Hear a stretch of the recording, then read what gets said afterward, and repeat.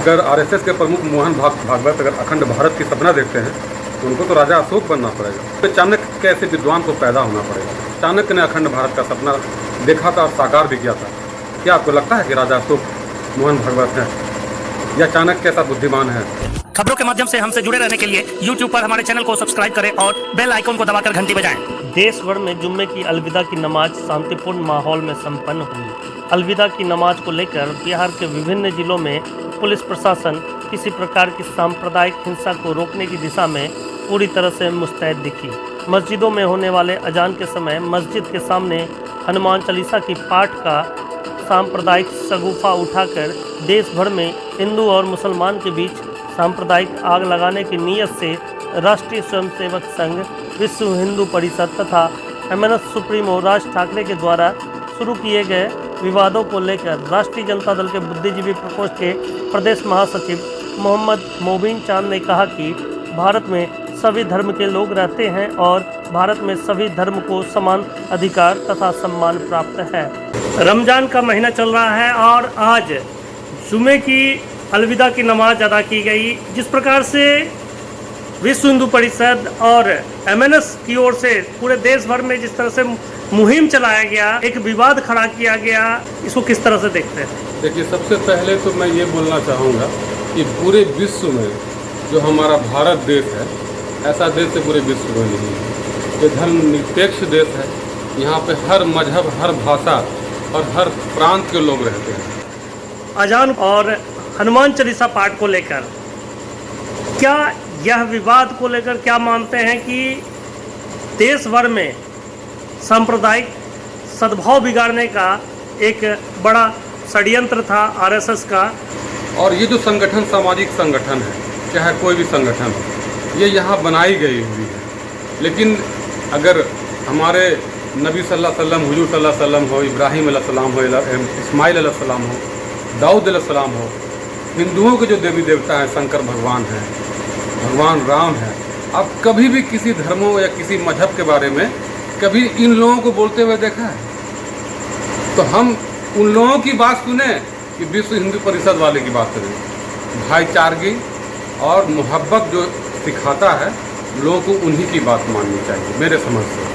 और रमज़ान के मौके पे आपने सवाल किया, आज अलविदा, आज माह अलविदा था और रमज़ान के सबसे आखिरी जुमा में हम लोग अलविदा मनाते हैं।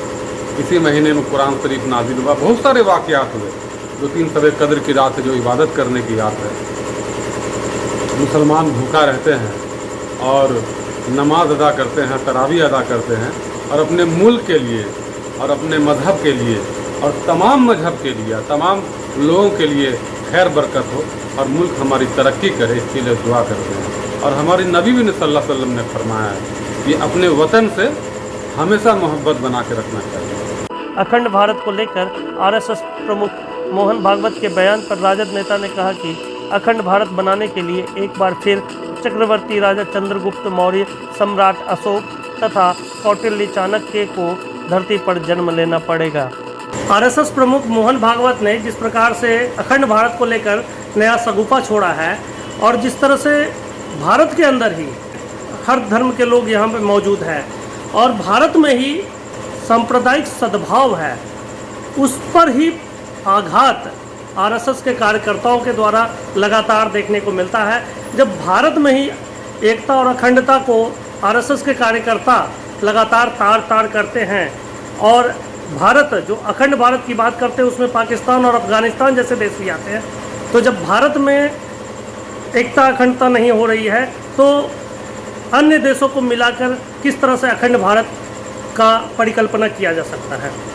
देखिए, सबसे पहली बात और सबसे बड़ी बात, हम बार बार ये बात कहते हैं कि हिंदुस्तान जो मुल्क और हमारा मज़हब है और जितने भी मज़हब के लोग हैं, हम लोग एक समान हैं।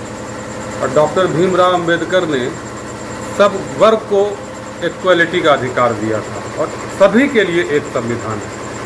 अगर आरएसएस के प्रमुख मोहन भागवत अगर अखंड भारत की सपना देखते हैं तो उनको तो राजा अशोक बनना पड़ेगा।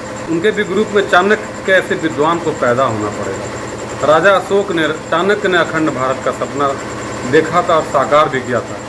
क्या आपको लगता है कि राजा अशोक मोहन भागवत है या चाणक्य ऐसा बुद्धिमान है, ये सब धर्मों को और मजहबों को और अच्छे लोगों को लड़ाने के लिए और ये वोट की गंदी राजनीति करते हैं। मानव सेवा होना चाहिए, पार्टी कोई भी रहे, लोगों को कामयाबी की ओर बढ़े, देश को कामयाबी की ओर देखें और मानव सेवा का भाव है, हर धर्म हर मजहब के लिए करें, ना कि देश को लड़ने और लड़ाने की बात करें।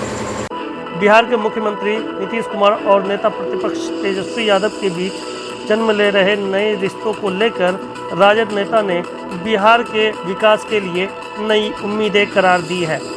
तेजस्वी यादव के आवास पे जो नीतीश कुमार दावत इफ्तार में शामिल हुए और फिर जदयू के दावत इफ्तार में तेजस्वी यादव का शामिल होना, क्या आने वाले चंद दिनों में बिहार में नए गठबंधन, नए सरकार की जो परिकल्पना की जा रही है, जिसको लेकर कयास लगाए जा रहे हैं, क्या उसको लेकर क्या उम्मीदें पार्टी की ओर से आप लगा रहे हैं? देखिए, राजनीति में ना कोई अस्थायी दोस्त होता है, ना कोई अस्थायी दुश्मन होते हैं। और जहाँ तक बात इफ्तार पार्टी की है, तो तेजस्वी यादव हमारे जो प्रतिपक्ष के नेता हैं, उन्होंने उनको दावत दिया और हमारे बिहार के मुख्यमंत्री नीतीश कुमार उनके दावत को कबूल कर उनके घर आए।